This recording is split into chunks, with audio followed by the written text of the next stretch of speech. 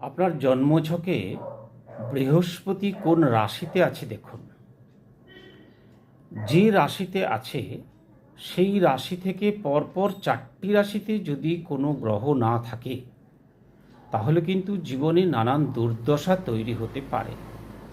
যেমন ধরুন, আপনার জন্মছকে বৃহস্পতি আছে মেষে, তাহলে মিথুন, বৃষ, মিথুন, কর্কট এবং সিংহ, এই 4টি রাশিতে কোনো গ্রহ নেই, ফাঁকা। তাহলে কিন্তু জীবনে নানান দুর্দৈব এবং দুর্দশা এসে যায়।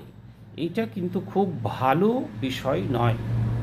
বৃহস্পতির পরপর 4টি ঘরে যদি কোনো গ্রহ না থাকে তাহলে জীবনে নানান সংঘাত, নানান সমস্যা, নানান জটিলতা, নানান দুর্দৈব এসে জীবনটাকে নাজেহাল করে।